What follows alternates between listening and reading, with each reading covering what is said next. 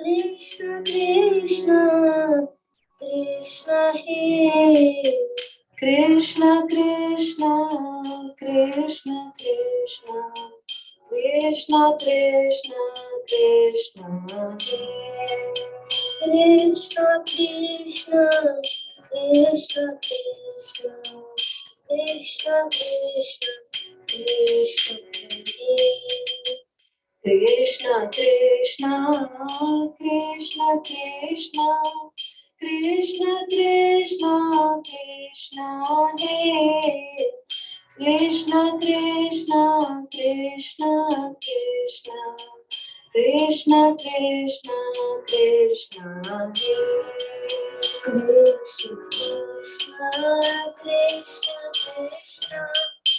Krishna Krishna Krishna Krishna Krishna Krishna He Krishna Krishna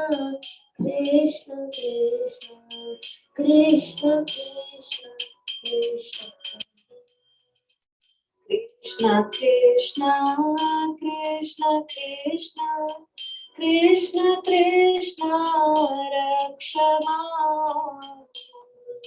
Krishna Krishna Krishna Krishna Krishna Rakshama Krishna Krishna Krishna Krishna Krishna Krishna Padima Krishna Krishna Krishna Krishna Krishna Krishna Padima Krishna Krishna Krishna Krishna Krishna Krishna Rakshama Krishna Krishna Krishna Krishna Krishna Krishna Padima Krishna Krishna Krishna Krishna Krishna Krishna Rakshama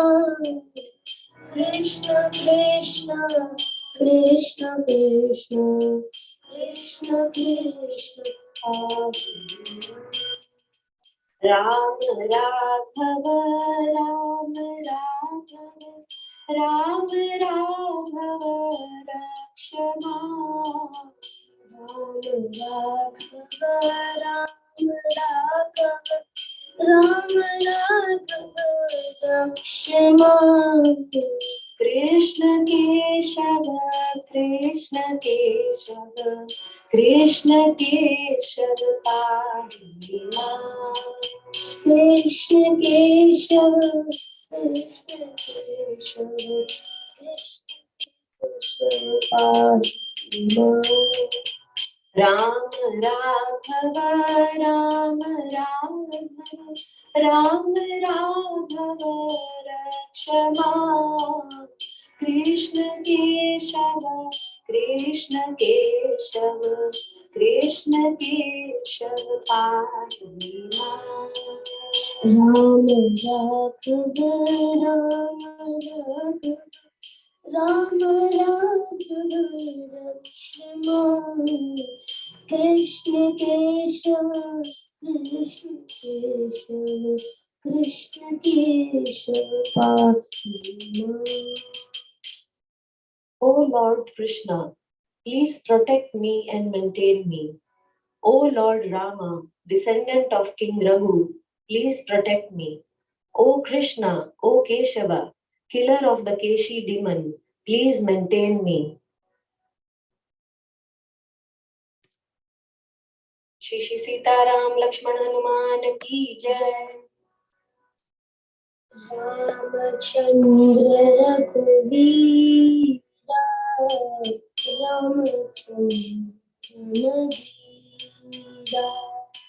Ramachandra Raghuvira Ramachandra Raghuvira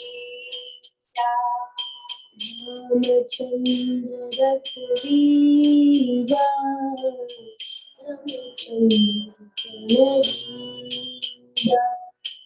Ramachandra Raghuvira Ramachandra Ranadhira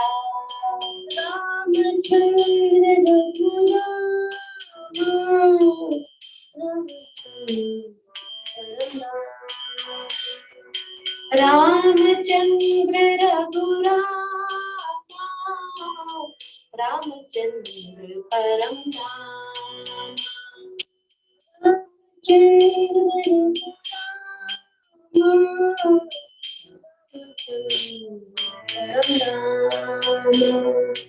Ramchandra Raghurama, Ramchandra परम धाम।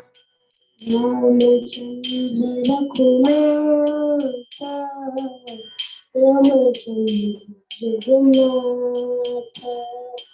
रामचंद्र रघुनाथ, रामचंद्र जगन्नाथ।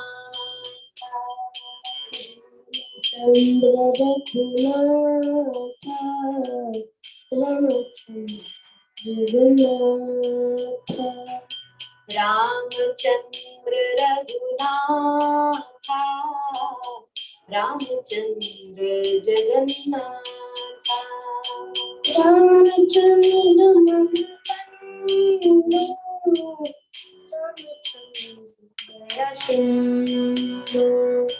रामचंद्र मम बंधो, रामचंद्र दया सिंधु। रामचंद्र मम बंधो, रामचंद्र दया सिंधु।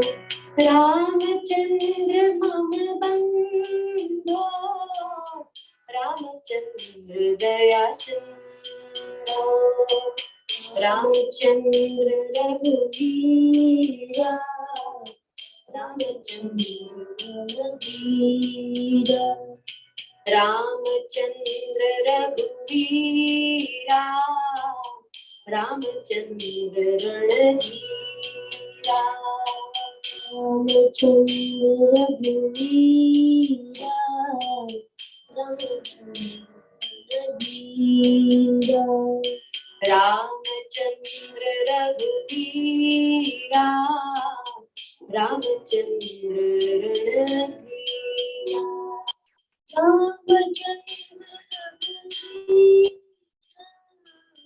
रामचंद्र रघुवीरा, रामचंद्र रघुवीरा, रामचंद्र रणधीरा।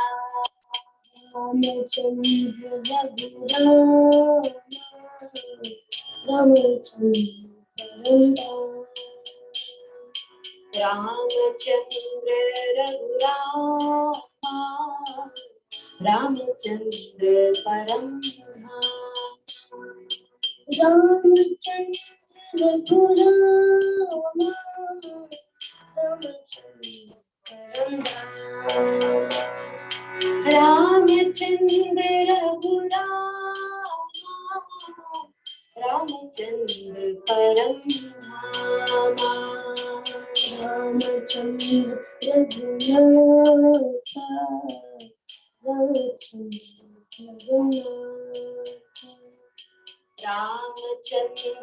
रघुनाथ, रामचंद्र जगन्नाथ। रामचंद्र रघुनाथ, रामचंद्र जगन्नाथ। रामचंद्र रघुनाथ, रामचंद्र जगन्नाथ। रामचंद्र मम बंधो, रामचंद्र दया सिंधु। रामचंद्र मम बंधो, रामचंद्र दया सिंधु। रामचंद्र मम बंधो,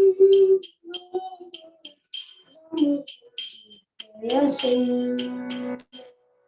रामचंद्र मम बंधो, रामचंद्र दया सिंधु।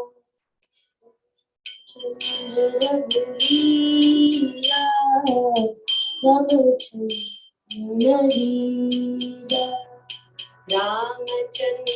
रघुवीरा रामचंद्र रणधीरा श्री राम जय जय राम श्री राम जय जय राम श्री राम जय जय राम श्री राम जय जय राम श्री राम जय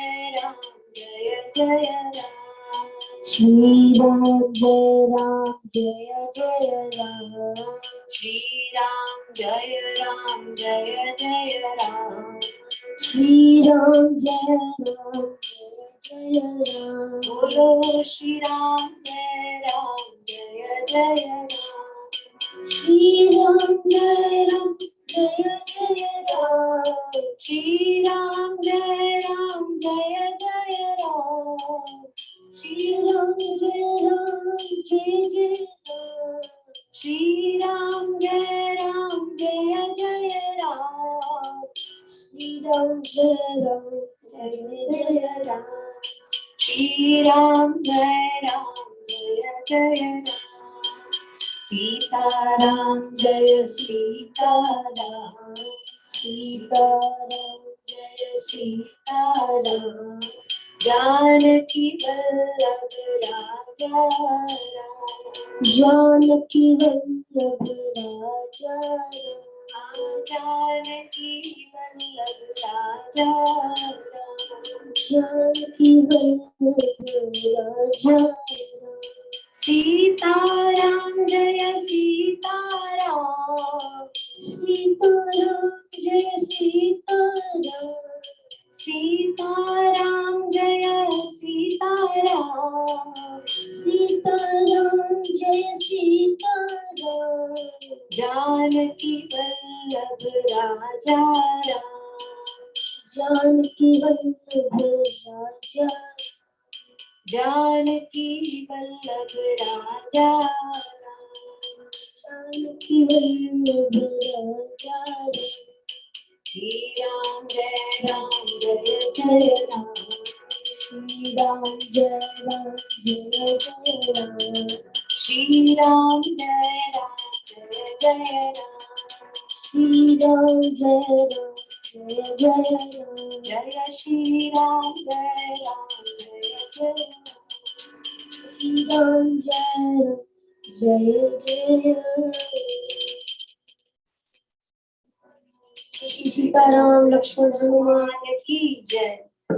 Translation of Ramchandra Raghuvira Bhajan. Glory to Lord Rama, the hero of the Raghu dynasty. Glory to Ramchandra, the illustrious warrior prince. He is verily the heavenly abode, the goal of our life. He is the Lord of Raghu dynasty, the Lord of all worlds. He is our very own relative, the sea of mercy and compassion. Sing the glory of Lord Rama. Shri Sitaram Lakshman Hanuman की जय। जगत गुरु शिला प्रभुपाद की जय। निताय गौर प्रेमानंदे हरि हरि बोल। Thank you so much, Mataji, for giving us the seva and pranam. Hare Krishna, Prabhuji. Thank you so much, Madji. You sang, both you and Madhav sang very beautifully. Thank you. धन्यवाद। हरे कृष्णा। कार्यक्रम को आगे बढ़ाते हुए अभी हम अपने मुख्य कार्यक्रम की ओर बढ़ते हैं, जो है भगवत कथा। उसके पहले मैं हिज ग्रेस गोविंदानंद प्रभु को आमंत्रित करना चाहूंगा। हरे कृष्ण प्रभु। हरे कृष्णा। धन्यवाद प्रभु जी। आवाज आ रही है प्रभु जी? प्रभु हरे कृष्णा। तो सभी आप वैष्णव के चरणों पे मेरा दंडवत प्रणाम। आज के इस नित्यम भागवत सेवा दामोदर देश की तरफ से आप सबका स्वागत है। तो आज हमारा परम सौभाग्य है कि आज हमें श्रीमद् भागवतम का रसपान श्रीमान हरि गोपाल प्रभु जी द्वारा मिलेगा, रसवादन भागवतम का। और प्रभु जी जो हैं शिष्य हैं परम पूज्य जयपता का स्वामी महाराज जी के। प्रभु जी 1990 में 89 में उन्होंने पहली दीक्षा प्राप्त की परम पूज्य जयपता का स्वामी महाराज जी से। उनकी दूसरी जो हरिनाम दीक्षा है, सॉरी पहली जो दीक्षा है उनका 1994 में हुई और ब्राह्मण दीक्षा 2013 में हुई। प्रभु जी की जो मुख्य सेवाएं हैं दामोदर देश यात्रा में, बहुत काफी सेवाएं हैं, जैसे कि कीर्तन्य करना, प्रचार करना और अलग अलग प्रकार के कार्य करना।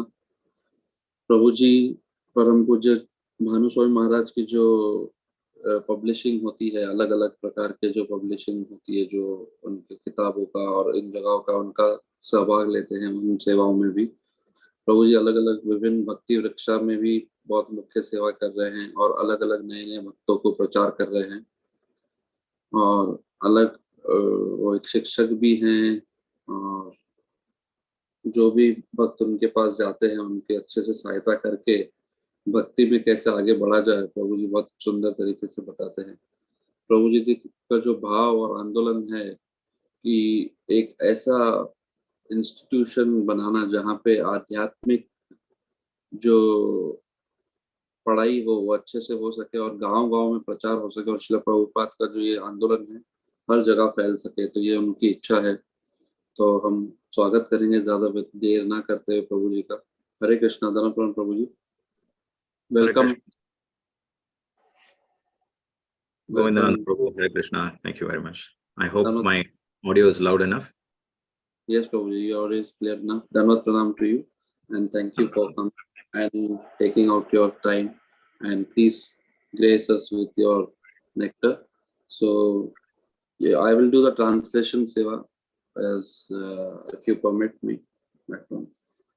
Hare Krishna, Prabhu. Thank you so much. Wonderful. Dhanvat pranam.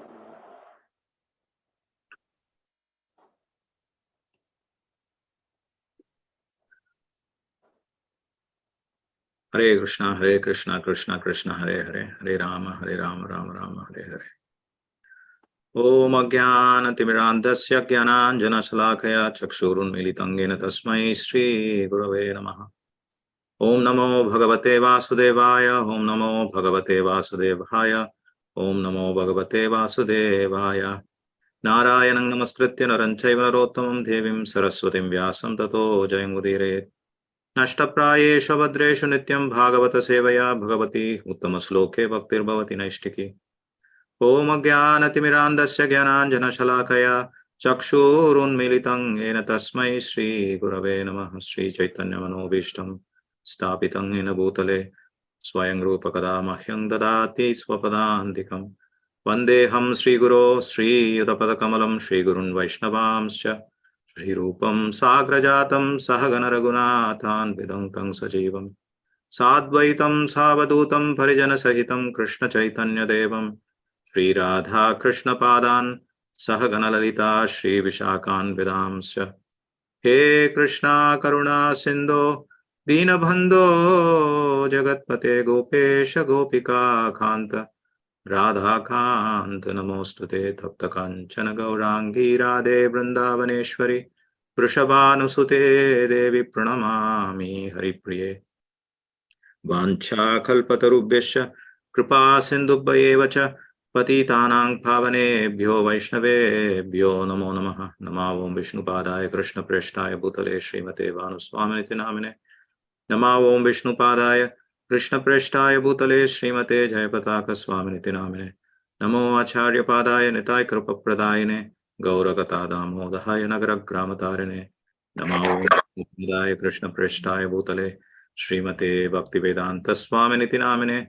Namaste Saraswati Deve Gauravani Pracharine Nirvishesha Sunnavadi Paschatadeshatarine. Jaya Sri Krishna Chaitanya Prabhu Nityananda Shri Advaita Gadadhara Srivasadi Shri Gaura Bhakta Vrinda. Hare Krishna Krishna Krishna Hare Hare Hare Rama Rama Rama Hare Hare.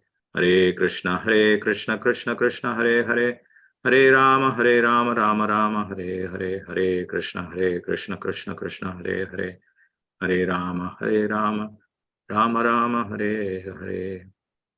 Mukhaṁ karoti vācālaṁ pangum langayate girim yat kripā tamaham vande Shri Gurun Dinataranam Paramananda Madhavam Shri Chaitanyam Ishwaram. Hari Om Tat Sat. जय ग्रंथराज श्रीमद् भागवतम की जय, श्री प्रभुपाद की जय, समावेद गौर भक्त वृंद की जय, भुवन मंगल श्री हरिनाम संकीर्तन की जय, निताय गौर प्रेमानंदे हरि हरि बोल।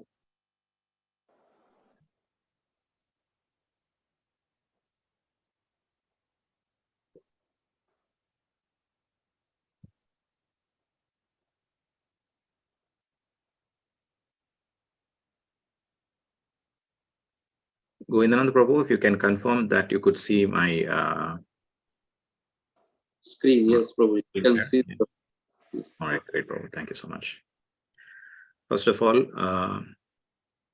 my humble obeisances to all the devotees on the NBH team for giving me this service today and the opportunity to speak on Srimad Bhagavatam. And today we're going to be covering this wonderful topic from the 10th canto, 88th chapter of the Srimad Bhagavatam. Lord Shiva saved from Vrikashura, the last about 5 verses from this chapter.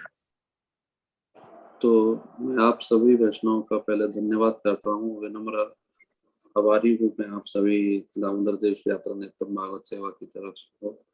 और आज हम बहुत अच्छे जो अध्याय है 10वें स्कंद का 88 अध्याय का 36 से 40 जो 5 आखिरी श्लोक है उनके ऊपर चर्चा करेंगे, जहाँ पे शिव जी ने वृकासुर का उनको बचाया था, उसका हम चर्चा करेंगे आज।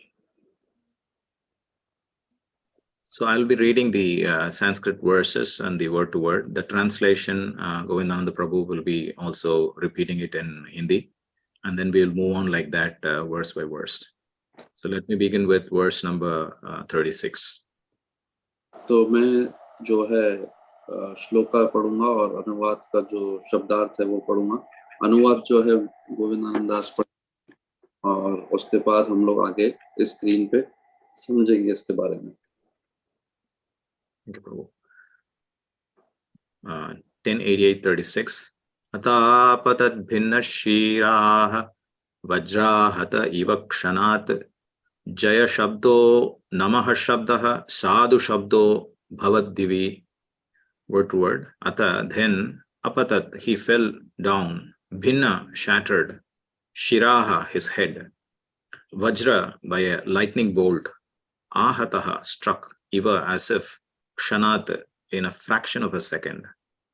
Jaya, victory. Shabdaha, the sound. Namaha, homage. Shabdaha, the sound. Sadhu, well done. Shabdaha, the sound. Abhavat, happened. Divi, in the sky. Translation. Instantly, his head shattered as if struck by a lightning bolt, and the demon fell down dead. From the sky were heard cries of victory, obeisances, and well done. अनुवाद: उसका सिर तत्क्षण विदीर्ण हो गया, मानो वज्र द्वारा प्रहार हुआ हो, और वह असुर भूमि पर गिरकर मर गया। आकाश से जय हो, नमस्कार है तथा साधु साधु जैसी ध्वनियां सुनाई पड़ी। So in this verse, so beautifully, it explains about the saving of Lord Shiva from Vrikashura. तो इस श्लोक में बहुत सुंदर तरीके से बताया गया है कि कैसे जो शिवजी द्वारा वृकासुर को बचाया गया। So we already have been listening to this story from the beginning of the chapter. और ये जो कथा है हम और कई दिनों से सुन रहे हैं, शुरू से इस अध्याय के। And in these 5 verses, what we come is the end of it, where there is victory and Lord Shiva is being saved. और इन आखिरी के जो 5 श्लोकों में है, जो विजय है, शिव जी जो बचाए गए हैं वृकासुर द्वारा, वो बताया गया है। So here we see that Lord Vishnu had taken his avatar to save Lord Shiva. तो यहाँ पे हम देखते हैं कि कैसे जो भगवान विष्णु ने अवतार लिए हैं, जो शिव जी का बचा रहे हैं। The description here is that instantly his head shattered as if struck by a lightning bolt.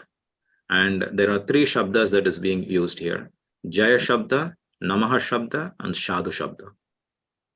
तो यहाँ पे व्याख्यान किया गया है कि कैसे उनका जो उनका रक्षण किया गया है वो 3 शब्दों से दर्शाया गया है। एक तो शब्द से, दूसरा साधु से, और तीसरा जो है विजय से। जय। Where are these shabdas coming from? They're all coming from when all of these great personalities, the devatas and all the great rishis, they're all witnessing this event from wherever they are. तो ये शब्द कहाँ से आ रहे हैं? शब्द वहां से आ रहे हैं जहाँ से सब महात्मा, अलग अलग जो साधु हैं, ऊपर से जो देख रहे हैं, उनके ध्वनि के द्वारा ये शब्द को हम सुन पा रहे हैं। And because there is the Supreme Personality of Godhead Himself involved in this whole episode, we see that there is not just the Shabda of victory, but also the Shabda of homage or Namaha, means there is worship here. तो क्योंकि स्वयं परम पुरुषोत्तम भगवान इसमें है, इस लीला में, तो यहाँ पे सिर्फ शब्द नहीं सुनाई दे रहा है, यहाँ पे जो जयकार सुनाई दे रही है और नमन का जो अर्थ है नमा, वो भी सुनाई दे रहा है।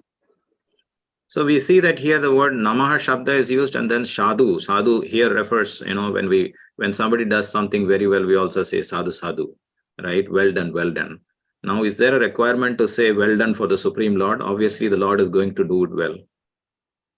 तो यहाँ पे हम देख रहे हैं कि नमा का शब्द का प्रयोग हुआ है और यहाँ पे साधु साधु का शब्द प्रयोग किया गया है। तो ये जो शब्द है भगवान के लिए दर्शाए गए हैं, बोले गए हैं। तो यहाँ पे हम देख रहे हैं कि कैसे भगवान को साधु साधु कहकर संबोधित किया गया है, क्योंकि जब भी हम देखते हैं साधु साधु का प्रयोग तब होता है जब कोई बहुत अच्छा कार्य करता है, और भगवान तो जो भी कार्य करते अच्छा ही करते, तो क्यों साधु साधु कहा गया है।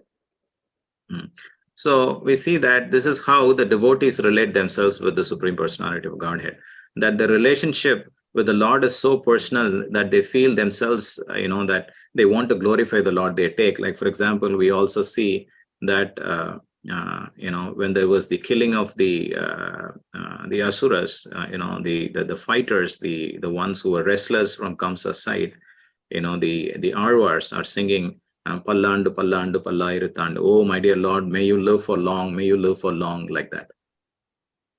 तो यहाँ पे हम देख सकते हैं जो भक्तों का जो संबंध होता है वो बहुत गुह्य होता है और समीपता का होता है, जहाँ पे वो भगवान का गुणगान करते हैं। और जैसे कि हम देख सकते हैं जब असुरों का वध किया गया, तो कंस का जब वध किया गया, तो वहाँ पे भी उनका गुणगान किया गया भगवान का। What was the last word they said? Yeah, it's a Tamil word. It's a beautiful song from the Arvars which sings Pallandu, Pallandu, means may you live long, many, many years, many, many years, many, many years unto you. हाँ, तो ये एक तमिल में बोला जाता है जो प्रभु जी ने वर्ड बताया। इसका अर्थ ये है कि आप बहुत सारा समय जीवित रहें, बहुत सालों तक आप जीवित रहें और हमेशा आपका गुणगान होता रहे। इस प्रकार से उनका जो है व्याख्या करते हैं भक्त लोग। Yeah, so the Lord is eternal, so obviously he's going to live for eternity, and he's got no beginning, no end. But still, out of the love that the devotees have for the Lord, they bless him, they give their blessings, that oh my dear Lord, live for long, live for long. तो भगवान नित्य हैं और वो सदैव नित्य रहते हैं। तो यहाँ पे हम देखते हैं कि भगवान जो है वो सदैव कहते हैं कि जीवित ज्यादा समय के लिए रहिए, ज्यादा समय, क्योंकि उसका जो संबंध है गुह्य है। I have muted, Prabhu. Go ahead. Sorry. Prabhu, you're done? Yes, Prabhuji. Okay. So moving on to the next verse number 37. Mumuchuhu pushpa varshani hate pape vrikashure devarshi pitru gandharva mochitaha sankata shivaha. Translation: the celestial sages, pitas and gandharvas rained down flowers to celebrate the killing of sinful Vrikashura. Now Lord Shiva was out of danger. पापी वृकासुर को मारे जाने पर उत्सव मनाने के लिए देवी, ऋषियों, पितरों तथा गंधर्वों ने फूलों की वर्षा की। अब शिव जी खतरे से बाहर थे। verses 38-39. Muktam girisham abhyaha bhagavan purushottamah aho deva mahadeva papo ayam shvena papmana hataha konu mahatsu isha jantur vai krita kilbishaha kshemi syat kim u vishveshe kritagasko jagat gurau. Shlok Kraman. Translation. The Supreme Personality of Godhead then addressed Lord Girisha, who was now out of danger. Just see, O Mahadeva, my Lord, how this wicked man has been killed by his own sinful reactions. Indeed, what living being can hope for good fortune if he offends exalted saints, what to speak of offending the Lord and spiritual master of the universe? श्लोक क्रमांक 38-39। तब पूर्ण पुरुषोत्तम भगवान ने खतरे से बाहर हुए गिरीश को संबोधित किया, हे महादेव, मेरे प्रभु, देखे ना यह दुष्ट व्यक्ति अपने ही पाप के फलों से किस तरह मारा गया है। निसंदेह यदि कोई जीव महान संतों का अपमान करता है तो वह सौभाग्य की आशा कैसे कर सकता है। ब्रह्मांड के स्वामी तथा गुरु के प्रति अपराध करने के विषय में तो कहा ही क्या जा सकता है। Purport by His Divine Grace, A.C. Bhaktivedanta Swami Srila Prabhupada. According to Srila Vishwanath Chakravarti, this statement of Lord Vishnu's implies a mild scolding. My dear possessor of unlimited vision, O you of clear intelligence, benedictions should not be given to wicked demons in this way. You could have been killed, but you were only concerned about saving this poor soul. So you disregarded what would happen to you as a result. Thus, Acharya Vishwanath Chakravarti points out, Lord Narayana's mild rebuke also highlighted Lord Shiva's exceptional compassion. तात्पर्य, श्रील विश्वनाथ चक्रवर्ती के अनुसार भगवान विष्णु का यह कथन मीठी फटकार के रूप में है। हे असीम दृष्टि के स्वामी, हे विशुद्ध बुद्धि वाले, दुष्ट असुरों को इस तरह वर नहीं देना चाहिए। आप तो मार डाले गए होते, किंतु आप तो इस बेचारे को बचाने में लगे थे और इसकी परवाह ही नहीं कि फलस्वरूप आपको क्या हो सकता है। इस तरह आचार्य विश्वनाथ चक्रवर्ती इंगित करते हैं कि भगवान नारायण की यह मीठी फटकार शिव जी की अद्वितीय दयालुता को भी प्रकाश में लाती है। So here, very interestingly, we see in the purport how Srila Vishwanath Chakravarti Thakur is pointing out that in this statement of Lord, he implies a mild scolding. तो इस श्लोक में हम बहुत अच्छे से देख सकते हैं कि कैसे विश्वनाथ चक्रवर्ती ठाकुर दर्शा रहे हैं कि वो जो है बहुत मीठी फटकार भगवान लगा रहे हैं शिव जी को। And what does he say? He says, my dear possessor of unlimited vision, O you of clear intelligence, benedictions should not be given to wicked demons in this way. तो क्या बता रहे हैं? वो बोल रहे हैं, असीम दृष्टि के स्वामी, हे विशुद्ध बुद्धि वाले, दुष्ट असुरों को इस तरह वर नहीं देना चाहिए। So the shabda here is unlimited vision and clear intelligence. How is it possible that somebody who has unlimited vision and clear intelligence, and that too the Lord is addressing it, which means it's not just some kind of a flowery glorification. So he is speaking the truth. So here he says unlimited vision and clear intelligence. At the same time, how is it possible that Lord Shiva could be at fault? तो यहाँ पे हम देखते हैं कि भगवान कह रहे हैं असीम दृष्टि के स्वामी और विशुद्ध बुद्धि वाले। तो ऐसे कैसे हो सकता है जो असीम दृष्टि के स्वामी हो और विशुद्ध बुद्धि वाले हो, इस प्रकार का वर दे सकते हैं असुर को? तो ये कैसे हो सकता है? And that is answered by Acharya Vishwanath Chakravarti Thakur in the last line by saying, Lord Narayan's mild rebuke also highlighted Lord Shiva's exceptional compassion. So this shows that Lord Shiva is not a very ordinary personality. He's an exceptional personality and he has exceptional compassion to his devotees. And what kind of exceptional compassion he has?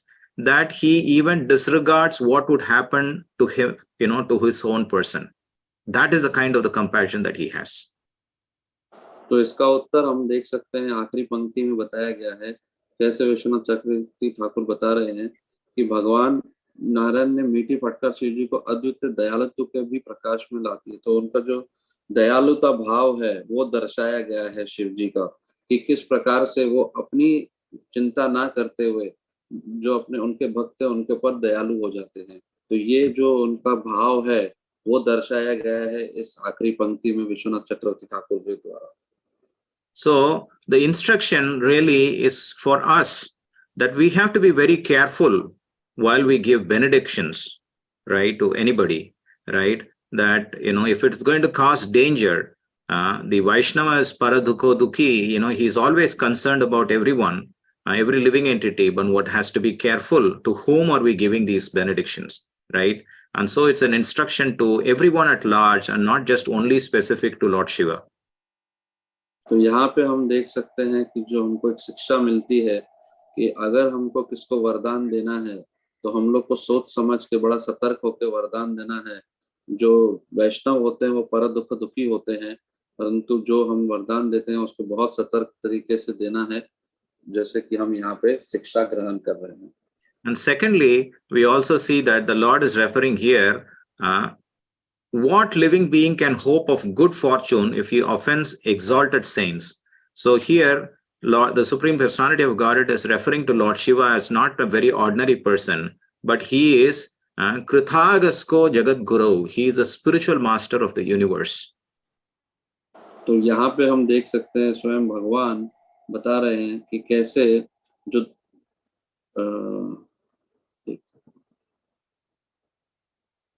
can hope for good fortune if he offends exalted saints. That is, that line I'm just the Krithagasko Jagat Guru.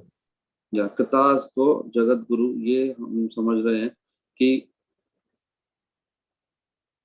यहाँ पे तो प्रभु I'm just reading, so I will just translate it. तो यहाँ पे हम देखते हैं कि कैसे वो भगवान बोल रहे हैं कि उस व्यक्ति का कैसे हम लोग बच सकता है जो वैष्णवों का अपराध करता है।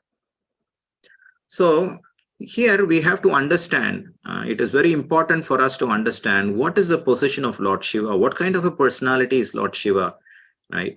What is the position that the Supreme Lord has given Lord Shiva? It's very important for us to understand, that perspective and the tattva of Lord Shiva's existence. तो यहाँ पे हमको देखना चाहिए कि भगवान ने जो शिव जी को कौन सा स्थान दिया है, कौन सा तत्व दिया गया है, भगवान द्वारा उनको कौन सा जो स्तर है वो दिया है। अभी हम वो समझने का प्रयत्न करेंगे कि वो बहुत महत्वपूर्ण है यहाँ पे समझना। Sometimes it's very easy to misunderstand from some incidents like this when it is said that Lord Shiva was saved and so on and so forth. Sometimes, the different sides might take sides to saying that, oh, here it is being portrayed as though Shiva is lesser and then the Lord Vishnu is higher.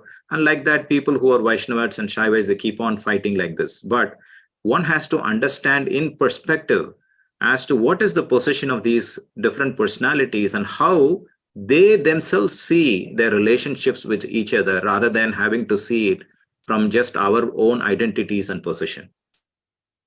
तो यहाँ पे ये देखना बहुत जरूरी है कि यहाँ पे जो शिव जी का स्तर है वो और भगवान का जो स्तर है वो समझना बहुत जरूरी है। नहीं तो जो शिव भक्त है और जो वैष्णव है उनके बीच में विवाद होता रहता है। तो ये जानना बहुत जरूरी है कि शिव जी का स्तर क्या है इसमें, और जो दूसरे जो व्यक्ति है उनका जो स्तर क्या है वो समझना बहुत जरूरी है, क्योंकि उसी से हम समझ पाएंगे कि वास्तविकता क्या है और कैसे हमको संबोधित करना है। भगवान जो संबोधन कर रहे हैं यहाँ पे देखेंगे कि विष्णु बड़े हैं और शिव जी छोटे हैं, ऐसे प्रकार से दर्शाया गया है, परंतु ऐसा नहीं है, ये स्तर हमको समझना पड़ेगा। And when I say from our own identity and position, it really is from our own false identity and position. Sometimes we assume we are this side and that side and accordingly try to take positions, but we have to see it from the eyes of the Shastras. तो हम लोग यहाँ पे देख सकते हैं कि अब मैं जो बोल रहा था पर मिथ्या स्वभाव, मतलब हम लोग का जो मिथ्या स्वभाव है, हमारा जो मिथ्या स्वभाव के कारण हम लोग अलग अलग व्यक्तियों को आंकते हैं, वो गलत तरीके से समझते हैं, क्योंकि ये हम शास्त्रों द्वारा नहीं समझ रहे, अपनी बुद्धि अनुसार कर रहे हैं, जो गलत है। So how do we approach Lord Shiva? We see that Srila Prabhupada in various places describes this. Now, here is one statement that I picked up from one of his purports. He said, it is said, this is Srila Prabhupada's statement, it is said, Vaishnavanam yata Shambho, Lord Shiva is the best of all devotees. Therefore, all devotees of Lord Krishna are also devotees of Lord Shiva. तो इसको हम कैसे समझेंगे? प्रभुपाद के कुछ बातों से हम देखेंगे यहाँ पे, जैसे कि शिव जी को क्या दृष्टिकोण से हमको समझना है। तो यहाँ पे श्रील प्रभुपाद बता रहे हैं कि जो भी सारे भक्त है, जो कृष्णा भक्त है, वो सारे शिव जी के भी भक्त है, क्योंकि शिव जी वैष्णव नाम यथा शंभो, वो बड़े परम वैष्णव है, इसके कारण जो भी भक्त है वो शिव जी के भी भक्त है। We have to understand the tatparya of this statement. Here, Srila Prabhupada makes it very clear that there are no two sides here. It's not that one takes this side and one takes the other side. They are all on the same side, and there is only one side to it. That is, all devotees of Lord Krishna are also devotees of Lord Shiva. It's not that here are one set of devotees and there are another set of devotees. Lord Shiva is the greatest of the devotee of Lord Krishna. And if you are worshipping Lord Krishna, it also means that you are also worshipping Lord Shiva and he is respectable. तो यहाँ पे हम देख सकते हैं कि जो दो बातें नहीं कही गई, एक ही बात कही गई है कि ये इस और है या उस और है, ऐसा कुछ नहीं दर्शाया गया। यहाँ पे सीधा बताया गया है कि अगर हम कृष्ण भक्त हैं, इसका अर्थ हम शिव भक्त भी हैं। In Vrindavan, there is Lord Shiva's temple called Gopeshwara. The gopis used to worship not only Lord Shiva, but Katyayani, Durga as well. But their aim was to attain the favor of Lord Krishna. So here in the statement, we see, Prabhu, please go ahead to finish the translation.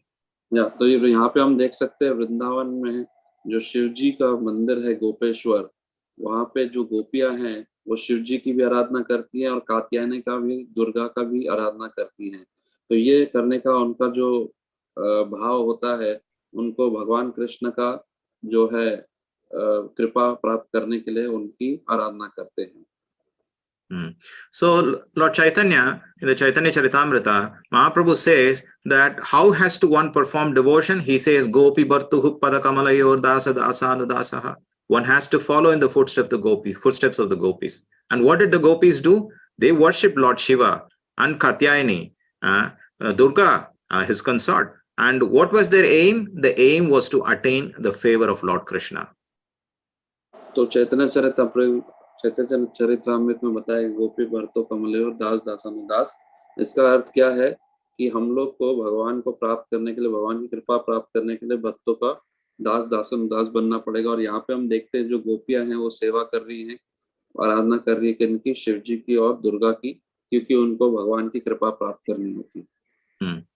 And further, Srila Prabhupada says, a devotee of Lord Krishna does not disrespect Lord Shiva, but worships Lord Shiva as the most exalted devotee of Lord Krishna. तो यहाँ पे हम देखते हैं कि प्रभुपाद बताते हैं कि जो भक्त होते हैं वो शिव जी का अनादर नहीं करते हैं, परंतु वो शिव जी को बहुत परम वैष्णव भक्त के दृष्टिकोण से आराधना करते हैं। So what did Krishna say in the verse earlier here? He said, who is that person who can afford to offend a great saint like you? That is the statement that he made. So if Lord Shiva's position is that of the most exalted devotee of the Lord, can anybody afford to disrespect him? And if we do disrespect, then how are we better than Vrikashura? तो हम लोग वापस उसी पंक्ति पे चलते हैं जहाँ पे बताया गया है कि कैसे कोई महान भक्त का अपराध कर सकता है या उनका जो अनादर कर सकता है। तो ये बड़ा मूर्ख व्यक्ति होगा जो ऐसे महान वैष्णव का अपराध करता है, कोई असुरी होगा। तो ऐसे महान वैष्णव का जो भी अपराध करेगा वो आसुरिक वृकासुर जैसा ही होगा। So further, Srila Prabhupada says, consequently, whenever a devotee worships Lord Shiva, he prays to Lord Shiva to achieve the favor of Krishna. but he does not request material profit. तो जब कोई भक्त आराधना करता है शिव जी की, तो वो यही प्रार्थना करता है कि मुझे कृष्ण की कृपा प्राप्त हो जाए, और वो ऐसे भौतिक लाभ के लिए प्रार्थना कभी नहीं करता है शिव जी को. So where does the problem come? The problem comes as to how we approach Lord Shiva. If we approach Lord Shiva as having the most respectable position of being the most exalted devotee of Lord Krishna, there is no problem. However, if one approaches Lord Shiva in his position as a devata, as a demigod, and our idea is only to request him for material profit, that is where the problem is. तो संकट कहाँ देखते हैं? संकट हम यहाँ पे देखते हैं कि अगर हम शिव जी को दृष्टिकोण से अपने अगर हम उनको पास जाते हैं और वहां पे उनको वैष्णव समझ के कुछ वरदान मांगते हैं आध्यात्मिक श्री कृष्ण की शरण की, तो वो सही दृष्टिकोण से हम जा रहे हैं. अगर हम उनको साधारण देवता समझ के भौतिक लाभ के लिए जाते हैं, तो ये संकट की बात है.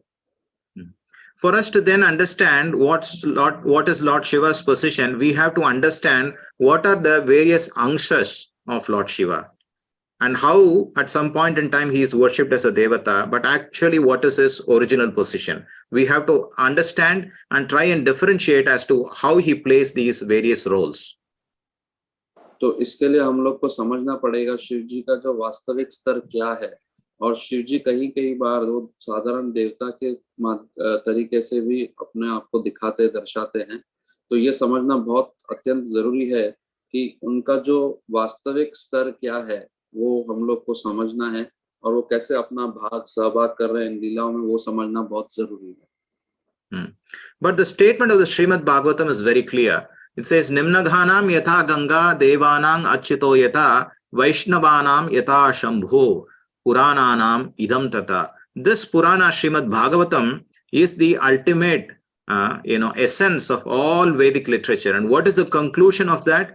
The conclusion is that amongst all the greatest Vaishnavas who are devotees of Achyuta, who is the greatest of the Devas, Shambhu is the greatest devotee. And that is the conclusion of Srimad Bhagavatam. तो श्रीमद् भागवतम में इसका सही तरीके से अर्थ दर्शाया गया है. यहाँ पे बताया गया है कि कैसे जिस तरह गंगा समुद्र की ओर बहने वाली समस्त नदियों से सबसे बड़ी भगवान अच्युत में सर्वोच्च है और भगवान शंभु शिव वैष्णव में सबसे बड़े हैं, उसी तरह श्रीमद् भागवत समस्त पुराण में सर्वोपरि है. तो यहाँ पे शिव जी जो बताए गए हैं वैष्णव नाम यथा शंभु, ये श्रीमद् भागवतम का जो प्रमाण है जहां से हमको पता चलता है शिव जी का जो वास्तविक स्तर है. So this pramana, the stal, that has been given, which is his original position, has been declared by Srimad Bhagavatam. So there's no question of debating that position. However, it is important to understand then why these differences exist, and that is something that we will see now. तो यहाँ पे श्रीमद् भागवतम द्वारा उनका प्रमाण बताया गया कि वो सबसे उत्तम वैष्णव है. तो अभी हम लोग उनकी चर्चा करेंगे, जो दूसरा जो वो सहभाग करते हैं वो हम लोग अभी चर्चा करेंगे. But before we get there, we'll cover the last verse for today. Ya evam avyakrita shakti udhanvatah parasya sakshat paramatmano harehe giritra moksham katayek shrunoti va vimuchyate samshrutibis tatharibihi. In this verse here, very wonderfully, Sukadeva Goswami at the conclusion of the chapter, showers his blessings, his benedictions upon all the devotees who are very sincerely hearing to this chapter of the saving of Lord Shiva by the Supreme Personality of Godhead from Prakashura. तो हम लोग आखिरी श्लोक करके फिर शिव जी की जो ये स्तर है समझने का प्रयत्न करेंगे. भगवान हरि साक्षात प्रकट परम सत्य परमात्मा तथा अचिंत्य शक्तियों के असीम सागर है. जो कोई भी उनके द्वारा शिव को बचाने की इस लीला को कहेगा या सुनेगा, वो सारे शत्रुओं तथा जन्म मृत्यु के आवागमन से मुक्त हो जाएगा. So as Govindananda Prabhu just translated here, Lord Hari is the directly manifest absolute truth, the supreme soul, an unlimited ocean of inconceivable energies. Anyone who recites or hears this pastime of his saving Lord Shiva will be freed from all enemies and the repetition of birth and death.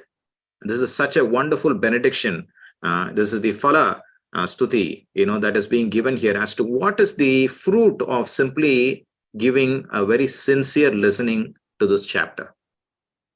तो यहाँ पे फलश्रुति पता चल रही है इस अध्याय की। जो कोई व्यक्ति या भक्त इस अध्याय को सुनेगा या उसके बारे में समझेगा तो वो मुक्त हो जाएगा जन्म मृत्यु के अभाव से, और उनके जो भी शत्रु हैं वो भी उनसे भी मुक्त हो जाएंगे।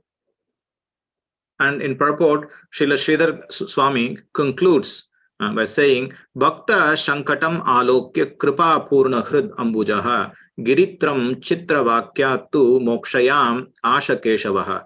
When Lord Keshava saw the danger confronting his devotee, his lotus-like heart became filled with sympathy. Thus, he delivered Lord Shiva from the consequences of his own eloquent words. तो यहाँ पे हम तात्पर्य में देख सकते हैं श्रीधर स्वामी बता रहे हैं कि जब भगवान केशव ने देखा कि उनके भक्त पर संकट आया है तो उनका कमलवत हृदय अनुकंपा से भर गया। इस प्रकार उन्होंने शिव के उनके वाक्पटु शब्दों के परिणामों से उबार लिया। So from here we see how the devotee, as it is being described there in the previous verses, which is Lord Shiva, and who's the greatest of the devotee, he is also compassionate with all the living entities. And the Supreme Lord, he is also very compassionate with his devotees. So the devotees are of the same mood as the Lord, that they are always compassionate. And that is the wonderful nature of the devotees. तो यहाँ पे हम देख सकते हैं शिव जी की जो दया है उनके भक्त के द्वारा, वैसे ही परम पुरुषोत्तम भगवान की दया है उनके भक्तों द्वारा। तो हम ये देख सकते हैं जो भगवान के भक्त होते हैं उनका भगवान के ही जैसा गुण होता है दयालु भाव। So thus ends the purports of the humble servants of His Divine Grace, A.C. Bhaktivedanta Swami Prabhupada, to this 10th canto, 88th chapter of the Srimad Bhagavatam, entitled Lord Shiva Saved from Vrakashura. Now we very quickly move on to trying to understand that as to why these differences exist and what is the real position of Lord Shiva. What is the Shiva Tattva? Let's try and understand that. तो इस प्रकार श्रीमद् भागवतम के 10वें स्कंद के अंतर्गत वृकासुर से शिव जी की रक्षा नामक 28वें अध्याय के श्रील भक्ति वेदांत स्वामी प्रभुपाद के विनीत सेवकों द्वारा रचित तात्पर्य पूर्ण हुआ।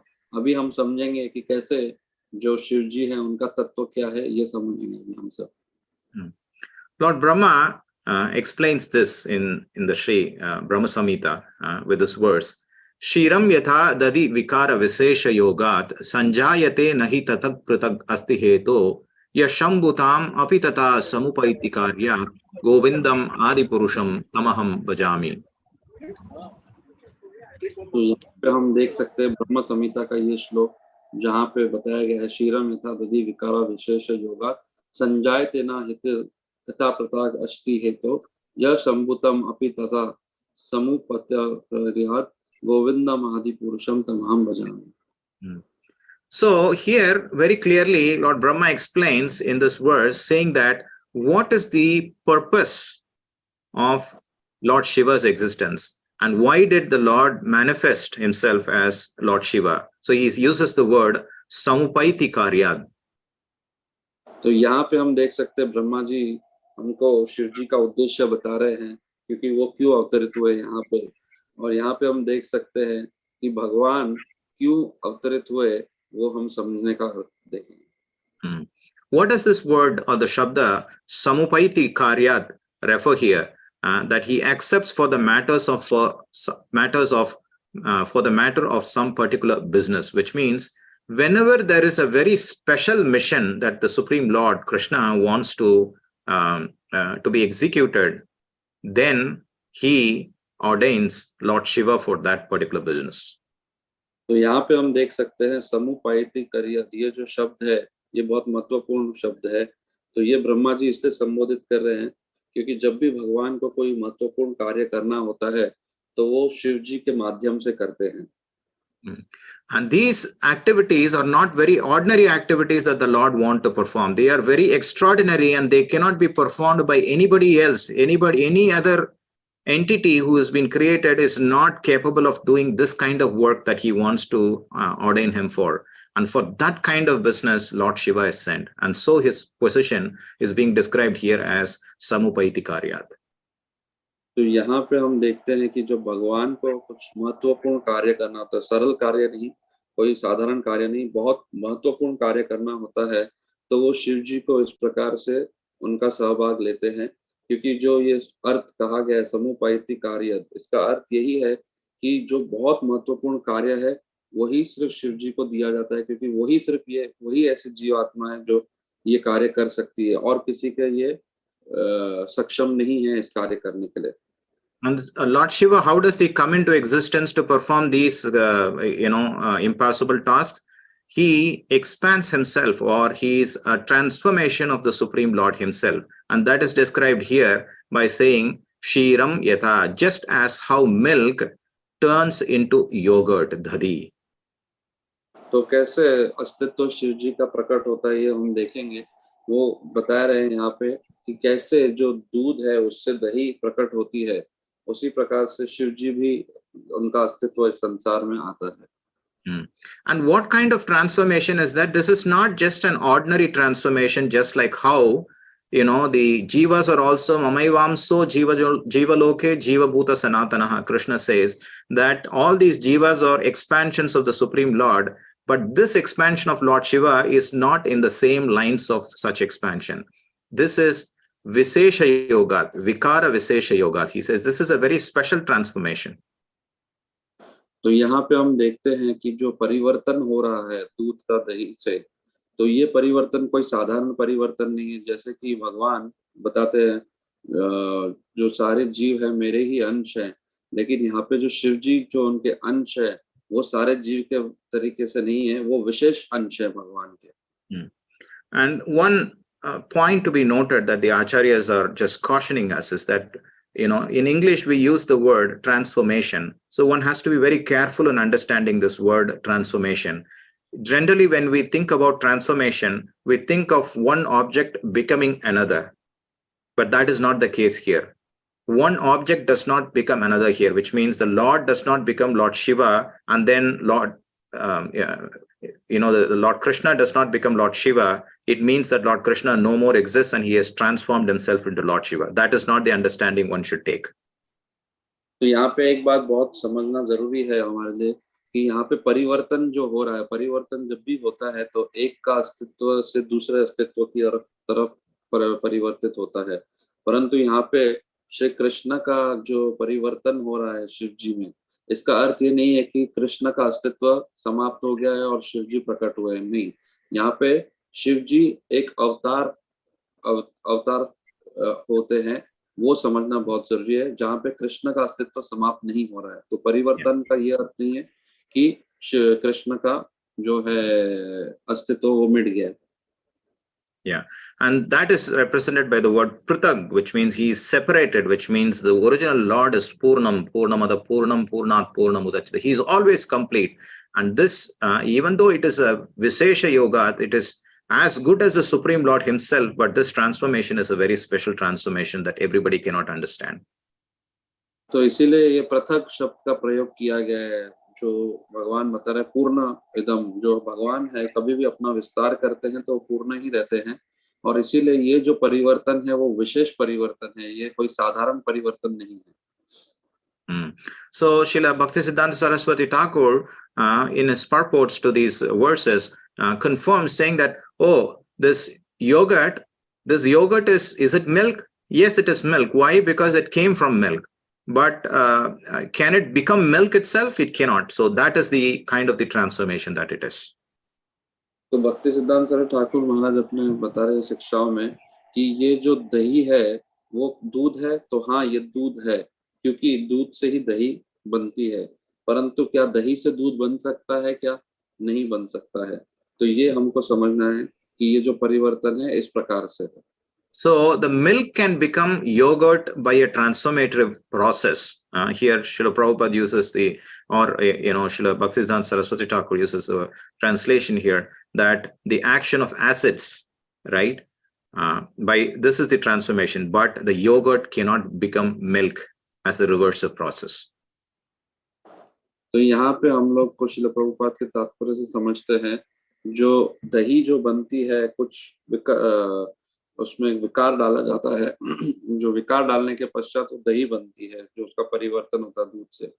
वैसे ही शिव जी जो है वो आते हैं, अवतार लेते हैं, और वो विशेष परिवर्तन है, कोई साधारण नहीं है। Let's further understand what are the various different expansions that come from. So we saw that, okay, Lord Shiva is an expansion, and how does he expand? Just like how yogurt comes from milk. And what are all his various representations? We can see that the Lord Shiva represents himself in various of these features, as we saw Gopeshwar Mahadev as the gopis are worshipping, and he's also called as Sadashiva. He's called Shambho, Vaishnavanam Yata Shambho. We have Shankara, Shiva, Rudra, Maheshwar. So he goes by several of these names. तो जैसे कि देखा हमने कि भगवान से विस्तार हुआ शिव जी का, और शिव जी भी अपना विस्तार करते हैं अलग अलग तरीके से। जब गोपियों का जब उन्होंने लिया था रूप, तो उनको गोपेश्वर महादेव से संबोधित किया गया। सदाशिव के नाम से भी संबोधित करते हैं, शंभु के नाम से, शंकरा के नाम से, शिव के नाम से, रुद्र, महाईश्वर, इस प्रकार से भिन्न भिन्न विस्तार महादेव के भी देखते हैं। But here we also discussed about what is Shiva's original position, and that is being described by the acharyas that Lord Shiva's original position is that of the Gopeshwar Mahadev's position. That is the original, ultimate, eternal position of Lord Shiva. That is a feature in which he eternally resides in the spiritual world. तो यहाँ पे हम देखते हैं जो सबसे महत्वपूर्ण और विशेष जो वास्तविक उनका जो अस्तित्व है वो गोपेश्वर महादेव का स्वरूप है, और वही स्वरूप में वो नित्य धाम में वास करते हैं, आध्यात्मिक संसार में।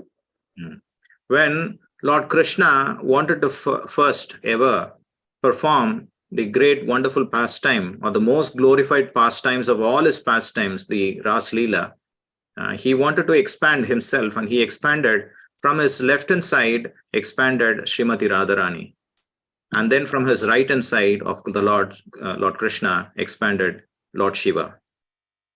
तो जब भगवान को अपनी विख्यात लीला जब वो कर रहे थे, जो मुख्य और बहुत विख्यात लीला है रास लीला, और उस लीला में जब भगवान को विस्तार करना था, तो उनके जो बाएं जो राइट हैंड की तरफ से जो था वो विस्तार हुआ राधा रानी का, और जो उनके left right Radha Rani, right और लेफ्ट राधा रानी को। From the left is Srimati Radharani and from the right is Lord Shiva.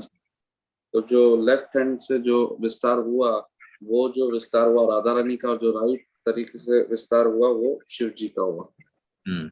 This form of Lord Shiva, who expanded from Lord Krishna directly, that form is the form ultimately who is residing even today, even in Gokul here as Gopeshwar.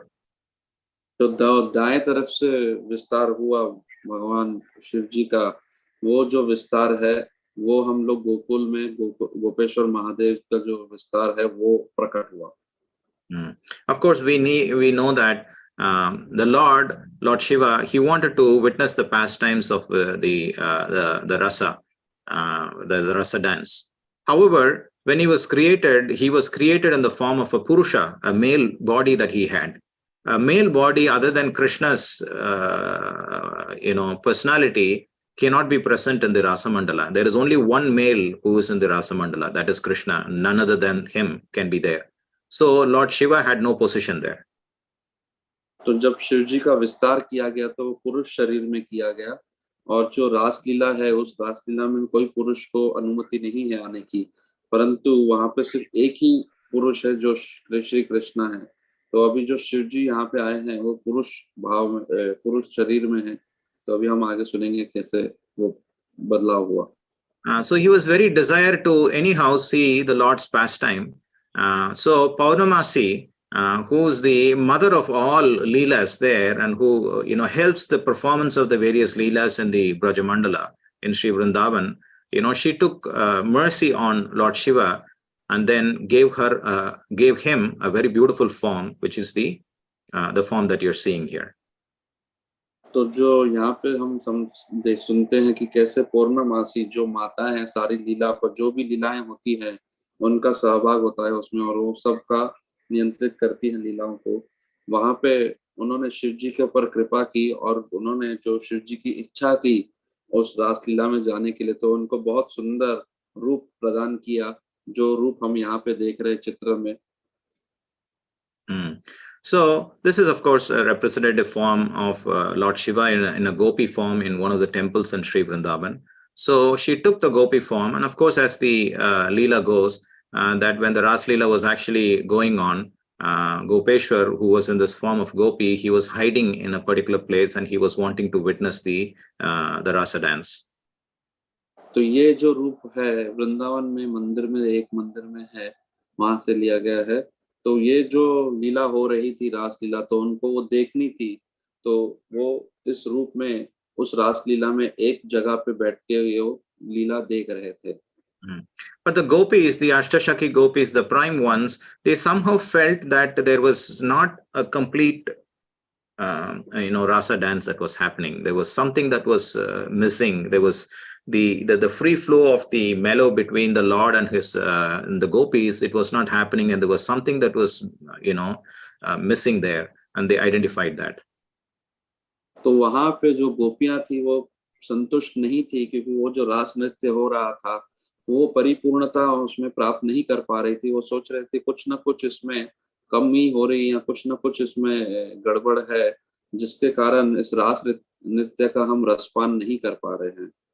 They finally identified that it is because of the presence of this new gopi, which is Gopeshwar Mahadev, and so they could not have that real rasa dance.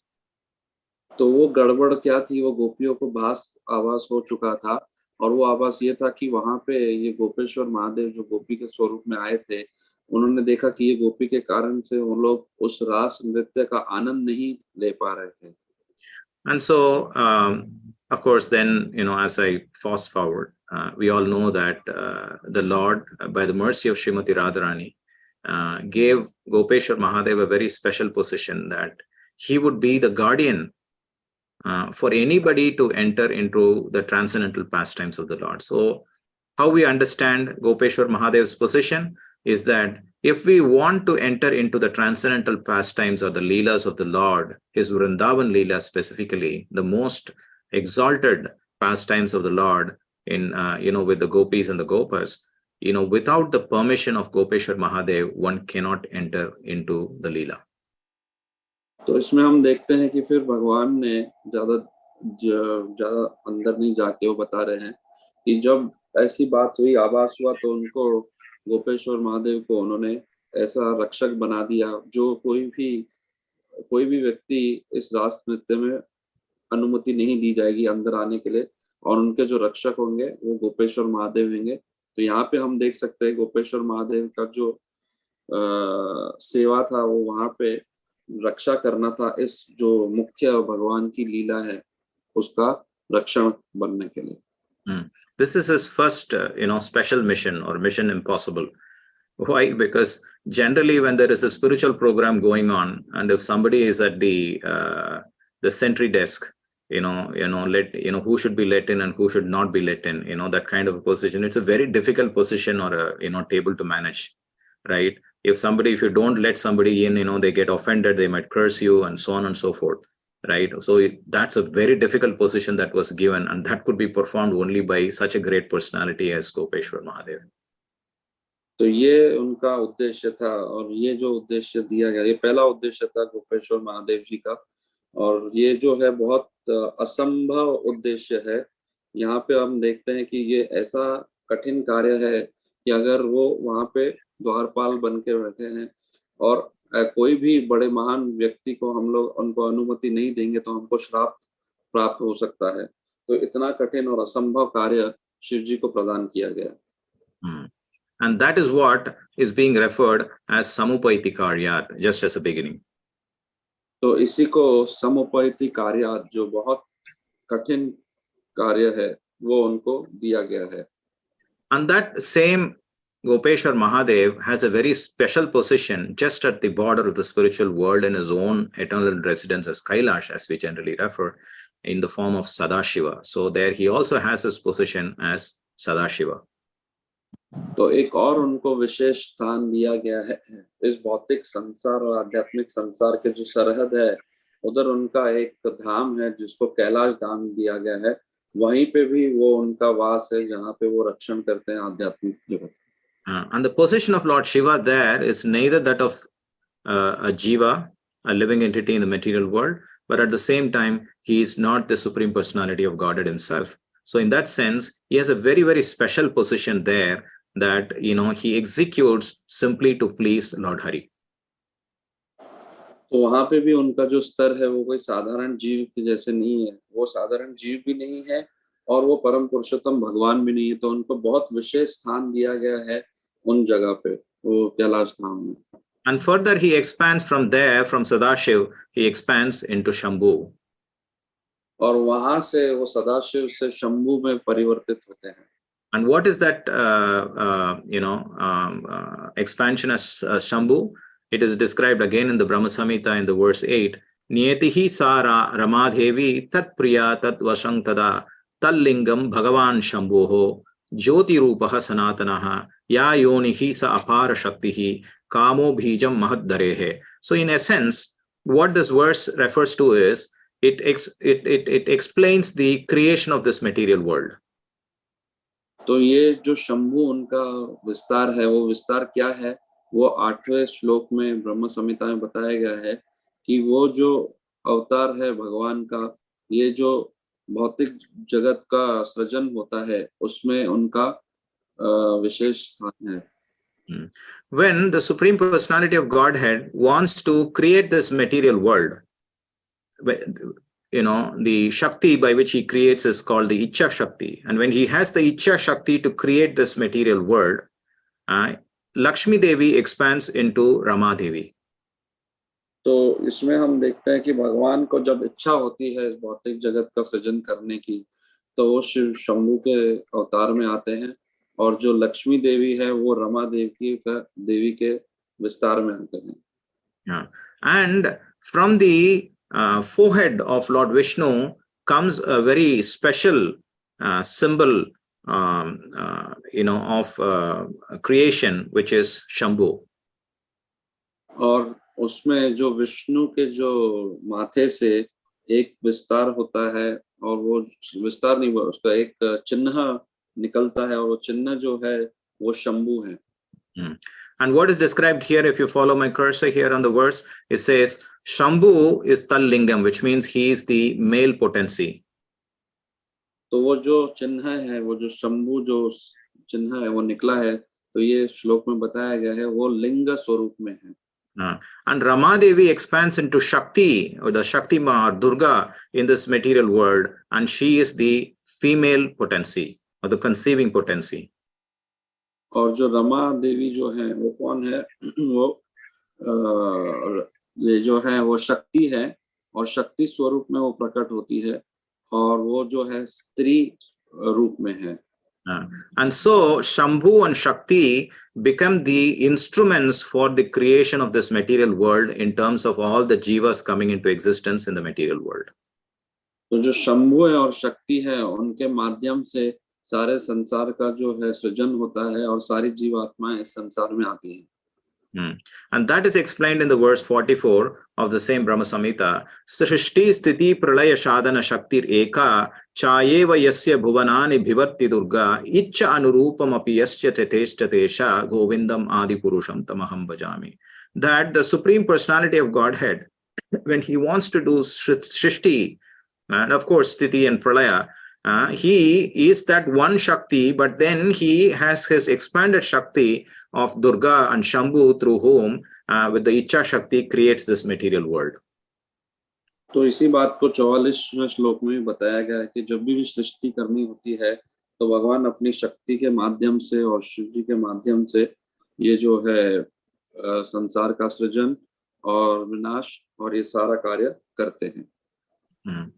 And we can see that in this beautiful thing, we have, this is on the left hand side is what you see here. There is the spiritual world and there is Radha and Krishna there in the spiritual world, and Lord Shiva is sitting there as the Gopeshwar Mahadev, protecting the spiritual world in terms of who should be given entrance, who has the yogyata to enter, and he is the one who is the guardian there. तो यहाँ पे हम भाई तस्वीर में देख सकते हैं कि भगवान राधा कृष्ण के रास नृत्य का एक गोलोक वृंदावन है।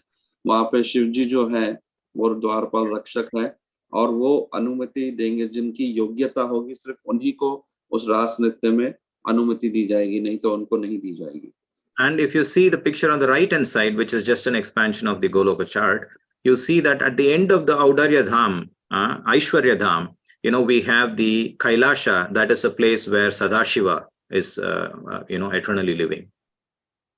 तो यहाँ पे हम देख सकते हैं दाईं तरफ की जो भगवान का गोलोक धाम है, उसके जस्ट नीचे कैलाश धाम है, जहाँ पे शिव जी वहाँ पे सदा वास करते हैं। And then further, when the material world is created, so this Kailash is the border between the Aishwarya Dham, Vaikuntha planets, and before the Brahmajyoti, which is the cutting point between the material Karana ocean, or the Viraja, and, the spiritual world. And just as you enter into the material creation where the Karanarana Vishnu is residing here, we can see that he is residing here. And there is here Lord Shiva. So he enters also into the, so this Shiva is the one who is referred to as Shambhu.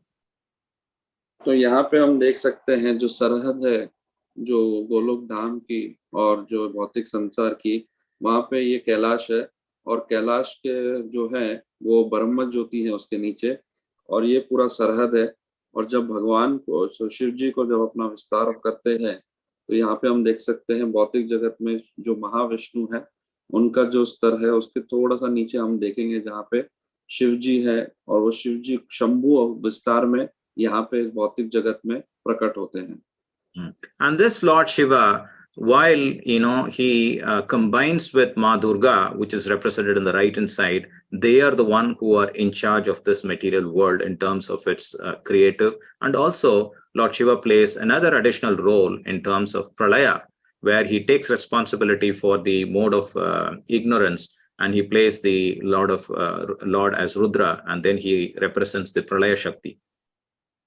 तो यहाँ पे हम देख सकते हैं माता दुर्गा का जो स्वरूप है वो माता दुर्गा और शिव जी का जो भाग है इस भौतिक जगत में वो है सृष्टि करना, और एक और महत्वपूर्ण सेवा शिव जी को दी गई है, वो सेवा है रुद्र स्वरूप में वो विस्तार करते हैं अपना, और वो प्रलय जो होता है वो सहभाग उसमें लेते हैं।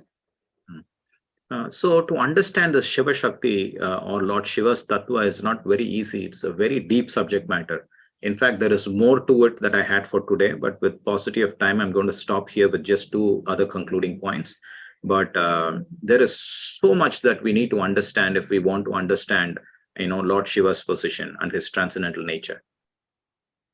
तो शिव जी के बारे में बहुत सारी बातें हैं समझने के लिए, परंतु समय के अभाव से हम ज्यादा नहीं करेंगे। यहाँ पे 2 जो बातें हैं वो करके इसको खत्म करेंगे, लेकिन ये बहुत महत्वपूर्ण है। शिव जी के बारे में अगर समझना है तो बहुत सारी बातें हैं समझने के लिए।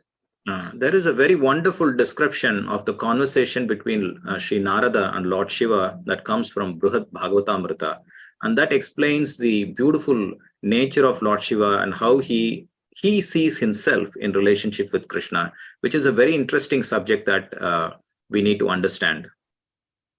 तो हम लोग को समझना है बृहद भागवतामृत एक जो शास्त्र है, उस शास्त्र में बड़ा सुंदर तरीके से शिव जी का व्याख्यान किया गया है, और वो अपना जो स्तर है वो समझ पा रहे हैं उस व्याख्यान में। So from this Vrikashura's incident, what we have to understand is that if we want to approach Lord Shiva, we should not approach him like Vrikashura.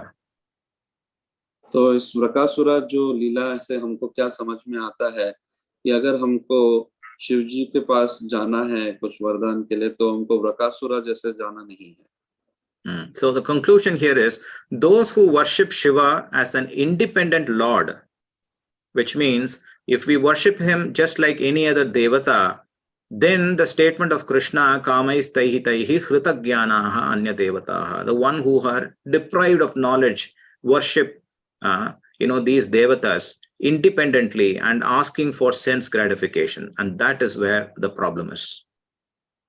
तो हम लोग को यहाँ पे समझ में आता है कि हमको स्वतंत्र तरीके से अगर हम लोग जाते हैं और कुछ भी मांगते हैं तो ये सबसे बड़ा, अपने इंद्रिय तृप्ति के लिए शिव जी का वरदान मांगने जाते हैं, तो ये सबसे बड़ा संकट है हमारे लिए। So, however, if we approach Lord Shiva in relationship with Lord Krishna and his service and his mood and his position, then that is the right way to approach, and that is the way that one devotee has to conduct himself in terms of his relationship or her relationship with Lord Shiva. तो निष्कर्ष यह है कि जब हमको शिव जी की आराधना करनी है तो उनका जो अस्तित्व है वो सही तरीके से जानना होगा, और उस प्रकार से हमको उनके समर्पण में जाना पड़ेगा, नहीं तो हम लोग शिव जी का जो अस्तित्व है समझ नहीं पाएंगे। So those who worship Shiva as an independent Lord, or like Vrikasura, they want to have sense gratification, just like how he wanted to enjoy Parvati separate from Lord Shiva, which is Krishna's potency, both of them. However, instead of becoming Vrikasura, we should become devotees. And what should we consider Lord Shiva and Parvati as? As our Guru, as it is referred in today's sloka, that he is Jagat Guru, he is the greatest of the Guru in the entire creation. तो जो व्यक्ति शिव जी के पास स्वतंत्र भाव से जाता है और इंद्रिय तृप्ति के लिए जाता है, तो इस प्रकार है जैसे वो पार्वती का भोग कर रहा है शिव जी के बिना, और ये कृष्णा की ही शक्ति है जो पार्वती जी हैं। तो ये हम लोग को समझना होगा, तो हम रकासुर हो जाएंगे। तो जी जो साहिब, अगर हम लोग इसमें देखते हैं, अगर हमको भक्त के माध्यम से जाते हैं भगवान शिव जी के पास, तो वृकासुर नहीं बनना है हमको, परंतु हमको कौन से दृष्टिकोण से देखना पड़ेगा शिव जी और पार्वती को? एक जगत गुरु जो इस श्लोक में बताया गया है, उस दृष्टिकोण से शिव और पार्वती को हमको देखना है, तभी हम भक्ति कर सकते हैं भगवान को। And that is not just any statement, we see here by the confirmation of Srila Raghunath Goswami and several others, that I brought near. Sanatan Goswami confirms in Brihad Bhagavatam, Chaitanya Charitamrita confirms in the Adi Leela 6th chapter. Like that, there are several. I'm just going to read one where Srila Raghunath Das Goswami has composed a beautiful prayer in the Vrajavilasa Stava. Muda Gopendrashyatmaja Bhuja Parishranga Nidhaye Spurat Gopir Vrindair Yam Iha Bhagavatam Pranayibihi Bhajat Bishtaihi Bhaktya Swama Bilashitam Praptam Achirat Yami Tire Gopishwaram Anudhinam Tam Kilabhaje. This Anudhinam Tam Kilabhaje, that I daily worship Gopeshwar Mahadev, who is situated on the bank of Yamuna. That very Gopeshwara was worshipped with deep devotion by the gopis. Gopeshwara Mahadev quickly fulfilled their desire to attain a supremely precious jewel in the form of the embrace of the son of Nanda Maharaj. तो बहुत सारे ऐसे व्याख्यान किए गए हैं शिव जी के अलग अलग शास्त्रों में, चैतन्य चरितामृत में और ऐसे अलग अलग ग्रंथों में बताया गया है। मैं सिर्फ एक बात पे बात करूंगा जो श्रील रघुनाथ दास गोस्वामी जी ने किया है, व्रज विलास तत्व में उनका गुणगान किया है, मैं उसके बारे में चर्चा करूंगा। वहां पे वो बोल रहे हैं कि मैं रोज गोपेश्वर महादेव की आराधना करता हूँ, जो यमुना गंगा के तट पर सदैव रहते हैं, और वे गोपेश्वर, वहां पे बहुत जो गोपियां थी वो गोपेश्वर स्वरूप में भगवान की आराधना कर रहे हैं, और गोपेश्वर महादेव जो है उन्होंने सारी गोपियों की जो इच्छा है पूर्ण की, एक मणि देके। कौन सा मणि था वो? भगवान नंद महाराज के जो पुत्र कृष्ण के स्वरूप में वो मणि उनको वरदान प्राप्त हुआ गोपियों को। So what does Gopeshwar Mahadev give us? He gives the supremely precious jewel. And what is that precious jewel? The form of the embrace of the son of Nanda Maharaj. What the greatest benediction. And who's saying this? Raghunath Das Goswami. And so he says, I worship him daily. That is our mood towards Lord Shiva. And if we can maintain this mood, then we can understand the statement of Srimad Bhagavatam that Vaishnavanam Yata Shambho. This Shambho is not an ordinary personality. If he can give Krishna Prema, he can give us the ultimate benediction of Krishna Prema as he had given to the gopis of Shri Vrindavan. तो यहाँ पे हम क्या देखते हैं कि गोपेश्वर महादेव हमें क्या प्रदान कर रहे हैं? गोपेश्वर महादेव बहुत महत्वपूर्ण मणि हमको प्रदान कर रहे हैं जो कृष्ण प्रिय है, और ये कृष्ण जो है वो साधारण गोपेश्वर नहीं है, फिर जो प्रदान कर रहे हैं वो कृष्ण प्रेम हमको प्रदान कर रहे हैं। तो ये भाव होता है हम लोग जब गोपेश्वर महादेव की जो आराधना कर रहे हैं, और यही हम सीख रहे हैं रघुनाथ दास गोस्वामी से, जो हमको दर्शा रहे हैं, समझा रहे हैं कि जैसे गोपियों को नंद महाराज के पुत्र प्रदान किए गए शिव जी द्वारा, वैसे ही हमको भी अपना जो दृष्टिकोण है भगवान की तरफ, शिव जी की तरफ, इस प्रकार से होना चाहिए। इसीलिए रघुनाथ दास गोस्वामी जी हर रोज ये गोपेश्वर महादेव की आराधना कर रहे हैं। So it is our choice. Do we want to be the Vrikashuras, to go and ask Lord Shiva for the benedictions for our own enjoyment separately from Krishna, or do we want to approach Lord Shiva for the greatest benediction of Krishna Prema? That is a choice we have to make. तो ये अभी हमको चयन करना है कि वृकासुर के भांति हमको इंद्र तृप्ति के वरदान के लिए हम लोग को जाना है शिव जी के पास, या बहुत महत्वपूर्ण वरदान जो सबसे कृष्ण प्रेम है वो प्राप्त करने के लिए हमको शिव जी के पास जाना है। ये हमको चयन करना पड़ेगा। And if we take the choice of wanting to be the Vrikashura, yes, of course, Gopeshwar Mahadev or Lord Shiva, he will give the benediction, but then that benediction is actually a trick. What is the trick? The trick is that ultimately you will get Krishna's mercy by like how Vrikashura's head was severed, but that's not the choice that we want to make. So the best choice for us is to approach Mahadeva in the mood of the gopis as Gopeshwar Mahadev, and not Lord Shiva in terms of wanting to have material benedictions. तो अगर हम वृकासुर के भांति अगर जाते हैं और हम लोग शिव जी के पास जाते हैं और वरदान मांगते हैं तो वो भी कर सकते हैं, परंतु वो एक चाल के जैसे होगा, एक चाल होगी। जैसे कि वृकासुर भी वहां पे गए, उनको भी भगवान की कृपा प्राप्त हुई, परंतु उनका जो वध हुआ, तो हमको इस प्रकार की चाल तो सही में नहीं चाहिए रहेगी। इसीलिए हम लोग को सही तरीके से जाना चाहिए और उस प्रकार से ये जो वरदान है प्राप्त करना चाहिए। हरि ओम तत्सत। जय ग्रंथराज श्रीमद् भागवतम की जय, श्रील प्रभुपाद की जय, समवेत गौर भक्त वृंद की जय, निताय गौर प्रेमानंदे। हरि हरि बोल। Thank you all very much. Thank you Govindanand Prabhu. Hare Krishna. बहुत बहुत धन्यवाद Prabhu ji. We thank you from our core of hearts for explaining such a wonderful detailed about Sri Lord Shiva, and we don't have much time, so one question we can take, and with your permission, and we'll finish this one. Yes प्रभु। तो हम लोग एक प्रश्न ले सकते हैं, chat box में है, वो प्रश्न लेंगे और फिर इसको हम विराम दे सकते हैं। The question is, Shiva is a Vaishnava and he is a Guna avatar of Krishna like Vishnu. So why do we keep away from worshipping Shiva when we worship Vishnu? तो प्रश्न ये है कि जो शिव जी है उनको वैष्णव हम लोग मानते हैं और वो गुना अवतार है विष्णु के कृष्ण लीला में, तो क्यों हम शिव जी को दूर रखते हैं जब हम विष्णु की आराधना करते हैं? तो The question really is, when we say we, who are we referring to here? तो प्रश्न है कि वी जब हम लोग हम कहते हैं तो ये हम कौन है वो समझना बहुत जरूरी है। Because we, when we enter, like for example, Jagannath Puri, we enter Jagannath Puri, the first place that we go and visit and worship is Kapala Moksha, who is the Kshetrapalak of Jagannath Puri, Sri Kshetra Puri. We enter Sri Vrindavan Dham, we enter by worshipping Gopeshwar Mahadev. That is our niyati. That in fact, the Braja Mandala, Mahatmya says that one has to first get the permission of Lord Shiva before entering the Vrajamandal Bhumi.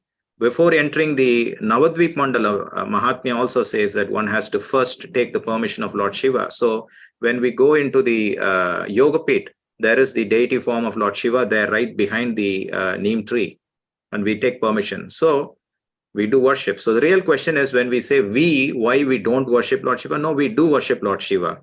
Was asking him for the benediction of entering the the spiritual dham. तो यहाँ पे जो हमको संबोधित किया गया है वो हम का जो अर्थ है पहले समझना होगा कि अगर हम जगन्नाथपुरी में भी जाते हैं तो पहले हमको शिव जी के अनुमति लेनी पड़ती है, और व्रज महात्म्यों में भी कहा गया है कि अगर हमको धाम में जाना है तो हम लोग को गोपेश्वर महादेव की अनुमति लेके ही हम धाम का जो है उसमें जा सकते हैं। तो यो हम संबोधित कर रहे हैं कि हम नहीं आराधना करते हैं शिव जी की, तो ये गलत है। हम लोग आराधना करते हैं शिव जी की, परंतु वो धाम में अनुमति के लिए हम लोग उनके लिए आराधना पूजा करते हैं। साहब आए नीचे। So the real question is not why we do not, but it should be how should we, approach Lord Shiva, or as devotees, how should we worship and approach Lord Shiva? I think that should be the real question. तो प्रश्न ये नहीं होना चाहिए कि क्यों हम नहीं करते हैं आराधना शिव जी की, परंतु प्रश्न ये होना चाहिए कि कैसे हमको शिव जी की आराधना करनी चाहिए। And that is what was discussed today, just as in the mood of the gopis as to how, they worship. So that is the example that they have themselves shows, and we simply follow them. Gopi bhaktuhu padakamalayor dasa dasananda. We simply follow in the footsteps of the gopis. तो यही आज हम लोग ने चर्चा किया इस कथा में, और यही हम लोग को समझना है कि जैसे गोपियों ने आराधना की शिव जी की, वैसे ही हम लोग को भी गोपी भक्तो कमलयोर दास दासानुदास, तो गोपियों के जो शिक्षाओं से हमको उस प्रकार से हमको आराधना करनी चाहिए। But if the question is why we keep Shiva aside while we worshiping Krishna, yes, we keep the Shiva part of Lord Shiva aside when we ask for material benediction. We don't want that. So that part of what we want to relate with Shiva in terms of asking him for material benediction, we don't want, and in fact he doesn't want to give to. तो क्यों हम शिव जी को दूर रखते हैं? इसका अर्थ यह है कि हम लोग इसलिए दूर रखते हैं क्योंकि हमको भौतिक लाभ के लिए हम शिव जी की आराधना नहीं करते हैं, इसलिए हम उनको दूर रखते हैं। ये उसका असली समझ है। I hope that answers the question. Thank you, Prabhu. Hare Krishna Prabhuji. Hare Krishna Prabhuji. Just a small question, if time permits, related to that only, Prabhu, if it's possible. Like you clearly explained, Prabhu, that when we go to any dhama of Vishnu or Krishna, we have to take the permission of Shiva. That's definitely true, Prabhu. But like in our day-to-day worship, like we do in our deity worship and all, we don't actually worship Shiva, and it is also not recommended. So can you please highlight, Prabhu, what is the reason behind that, if it is possible? Hare Krishna. Well, in Hari Bhakti Vilas, do you want to translate the question, Prabhu? या सो प्रश्न ये है कि प्रभु जी बोल रहे हैं कि जैसे कि हम लोग रोज आराधना करते हैं भगवानों की, हमारे विग्रहों की, उसमें हम शिव जी की आराधना नहीं करते हैं, तो वो आप थोड़ा सा बता सकते हैं कि हम क्यों नहीं करते हैं? So there are 2 points to consider here. The thing is, we don't individually go on individually go and worship each one of them in our regular, there are various methods of worship that we follow. In our regular ways of worship, our focus of worship is only Radha and Krishna. And in fact, not even other forms of, the Supreme Lord himself in terms of his various Vishnu forms and so on. So that is the Gaudiya way of worship. The focus is simply Radha and Krishna in that mood. So we don't shift from that mood. तो यहाँ पे बता रहे हैं उत्तर की, जब हम भगवान की अर्चना वंदनम करते हैं तो हमारा जो केंद्र होता है वो केंद्र होता है भगवान राधा कृष्ण की सेवा करना। तो हमारा केंद्र जो है भटके नहीं, इसीलिए हम लोग जो केंद्र है राधा कृष्ण की ओर केंद्रित करते हैं, इसीलिए हम शिव जी को वहां पे नहीं रखते हैं। So it is enough if you have only one deity in the altar, which is simply Radha and Krishna. That is the mood of the Gaudiya Sampradaya or Lord Chaitanya's movement. But of course, we do celebrate several other festivals, such as, for example, we worship, very soon in a couple of days, we are going to have Lord Rama's appearance, and we are going to have Narsingha Chaturdasi coming, like that, Vamana Dvasa, like that, the various forms of the Lord that we worship.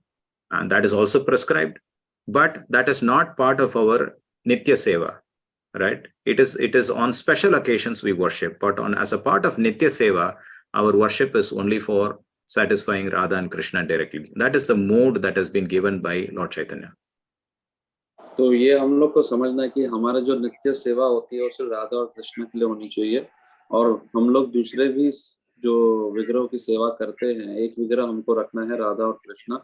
हम लोग जैसे कि अभी उत्सव आने वाला है, रामनवमी, नरसिंह चतुर्दशी, ऐसे अलग अलग उत्सवों में हम इन विग्रहों की सेवा और उनका उपासना करते हैं, परंतु हमारी जो नित्य सेवा है वो सिर्फ राधा कृष्ण के प्रति होनी है, और इसीलिए हम लोग ये उत्सवों को अलग अलग तरीके से मना रहे हैं। So Srila Sanatana Goswami describes in the Hari Bhakti Vilas that Gaudiya Vaishnavas, we celebrate Shivratri. If you see in our calendar of the Gaudiya calendar, Shivratri is one of the festivals that is mentioned there. So we do worship Shivratri. So which means that it is a recommendation by the Goswamis themselves who are the followers of Lord Chaitanya. So it's not that we don't worship Lord Shiva. तो यहाँ पे हरिभक्ति विलास में बताया गया है कि हम भी शिवरात्रि को मनाते हैं। वो भी एक उत्सव है, गौड़िया कैलेंडर में जब होता है तो वो उत्सव को हम दर्शाते हैं कि शिवरात्रि एक उत्सव है और गौड़िया संप्रदाय वो उत्सव को मनाती भी है। Is it just one statement that Sanatana Goswami makes so that he can satisfy the devotees of Lord Shiva? No, he shows it by his own example.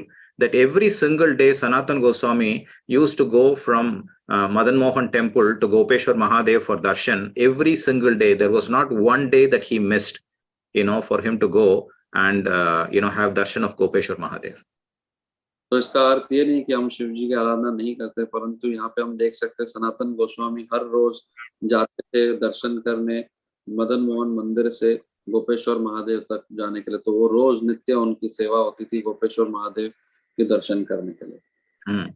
And in fact, we see that when Sanatana Goswami became very old, that he could not actually go to Gopeshwar Mahadev daily, but when he was still striving to, Lord Shiva came to him and told Sanatana Goswami, "Oh, my dear Sanatan, Baba, you don't have to come all the way there to have my darshan. You're already becoming old. It is fine if you don't come." That is the statement that Lord Gopeshwar Mahadev says. And then Sanatana Goswami says, No, I cannot be without seeing you. And then Lord Shiva says that he expands himself the next day somewhere in between Gopeshwar Mahadev temple and Madan Mohan ji temple. In the middle, there is one place, I forgot the name. In that place, he appears himself there and gives darshan so that Sanatana Goswami does not have to travel so long. So that is the mood between the Gaudiya Vaishnavas and Lord Shiva. तो वहाँ पे ऐसा होता है कि जब शिव जी के पास रोज दर्शन करने जाते थे सनातन गोस्वामी जी, तो जब वो वृद्ध अवस्था में थे तो वहाँ पे शिव जी ने उनको कहा स्वयं कि आप इतना कष्ट नहीं करिए उतना दूर आने के लिए, क्योंकि अभी आप वृद्ध हैं, आप वहीं पे रहेंगे तो भी चलेगा। परंतु सनातन गोस्वामी ने कहा नहीं, मुझे रोज आपके दर्शन करना है। तो इसके दूसरे दिन शिव जी ने अपना थोड़ा समीप लेके आए अपने आप को, जो एक जगह है मैं भूल गया हूँ, वो राधा मदन मोहन और गोपेश्वर महादेव के मध्य में एक जगह शिव जी वहाँ पे अवतरित हुए और कहा कि यहाँ पे आप आ सकते हो। तो ऐसा नहीं है कि हम लोग शिव जी की आराधना उपासना नहीं करते हैं। तो हम देख सकते हैं गौड़ संप्रदाय में हम लोग ये उपासना कर रहे हैं शिव जी। But what is more important to understand is that when we say Sanatana Goswami used to visit and have darshan of Lord Shiva, what did he do with Lord Shiva? That is more important to understand.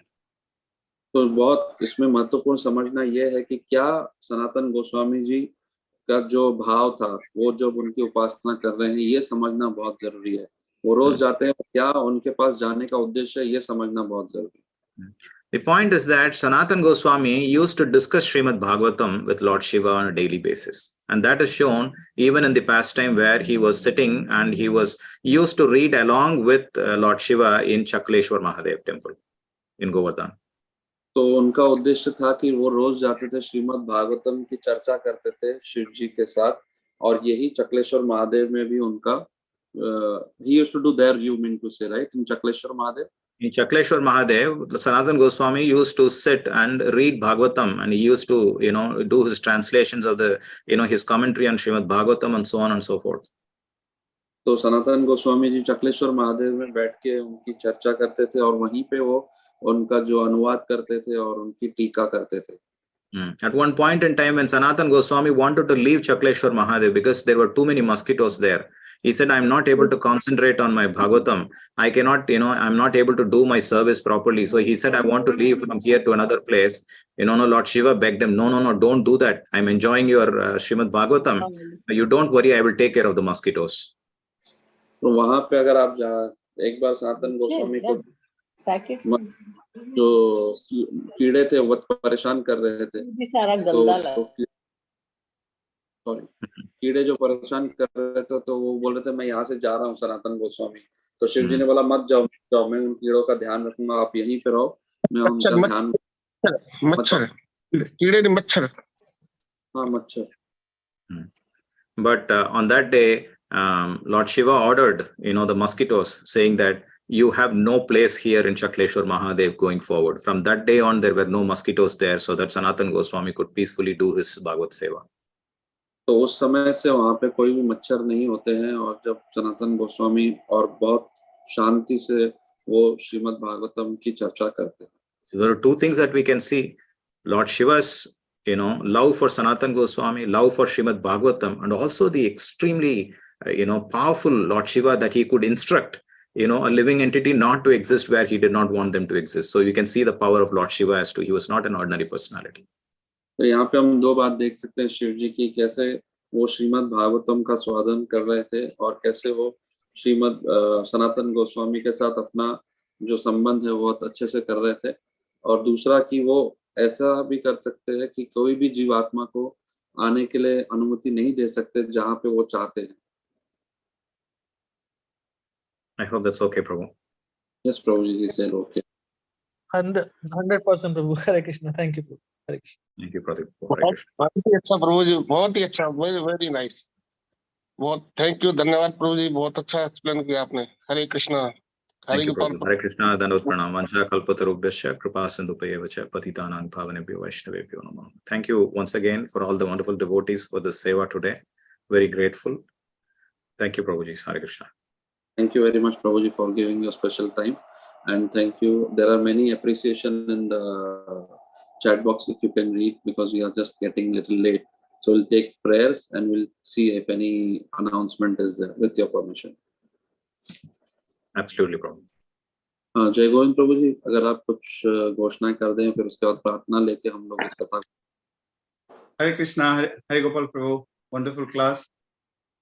Thank you, Govindan Prabhu, for the wonderful translation. Okay, Thank you, time Prabhu. हो चुका है, will not take much time. Just one quick announcement. और जो 30 तारीख आने वाले प्रभु ने Hare Gopal Prabhu has mentioned in his class, परसों, that is 30th March, we are celebrating Ram Navami. ये कार्यक्रम होगा रीजेंट इंटरनेशनल स्कूल में शाम को 7 बजे से लेकर 10 बजे तक. वहां पर अभिषेक होगा, राम कथा होगा. सभी भक्तों से निवेदन है वहां पर आइए. और वो दिन हाफ डे फास्टिंग है, उसके बाद अन्न प्रसाद. Yes Prabhu, over to you for prayers. बहुत बहुत धन्यवाद जय गोविंद प्रभु जी. हरे कृष्ण धन्यवाद. तो हम लोग प्रार्थना लेते हैं. चैट बॉक्स में तो कुछ प्रार्थना नहीं है, तो सर्व सुखिनो भवन्तु. हम लोग सबके लिए प्रार्थना कर लेंगे जो भी पीड़ित है, जिनका स्वास्थ्य ठीक नहीं, जिनको और कोई हरे कृष्णा प्रभु जी. Sorry Prabhu ji, if Hari Gopal Prabhu ji can share that file if possible, then that would be great Prabhu ji. That's a small request. Hare Krishna. वो नित्यम भागवत सेवा में we are requesting Hari Gopal Prabhu, please share that file so that everybody can get benefit with that. Sure, Prabhu. Thank you Prabhu. तो हम लोग समझे प्रार्थना लेंगे. सर्व सुखिनो भवन्तु. किसी को प्रार्थना लेनी है तो अनम्यूट करके बोल सकते हैं अभी, तो हम लोग शुरू करेंगे प्रार्थना. ठीक है, तो जो कोई भी पीड़ित है, जिनका भी स्वास्थ्य ठीक नहीं, जिनको और कोई कष्ट है जीवन में, हम सबके लिए प्रार्थना करेंगे ताकि सब कृष्णमयी प्रेम में भक्ति सेवा में लग जाए. हम सबके लिए प्रार्थना ले लेते हैं, आचार्य के शरण लेते हैं और इस कथा को यहाँ पे फिर विराम देके कल पुनः भेंट करेंगे. जय श्री कृष्ण चैतन्य प्रभु नित्यानंद श्री अद्वैत गदाधर श्रीवासादि गौर भक्त वृंद. हरे कृष्णा कृष्ण कृष्ण हरे हरे, हरे राम राम राम हरे हरे, हरे कृष्णा कृष्ण कृष्ण हरे हरे, हरे राम राम राम हरे हरे, हरे कृष्णा कृष्ण कृष्ण हरे हरे, हरे राम राम राम हरे हरे. श्रील प्रभुपाद की जय. श्रीमद् भागवतम की जय. आप सभी वैष्णवों की जय. आपका सबको आपका दिन मंगलमय और कृष्णमय हो, यही हमारी मनोकामना है. हरे कृष्णा. कल फिर पुनः भेंट करेंगे नित्यम भागवत सेवा में. हरे कृष्णा. प्रभु जी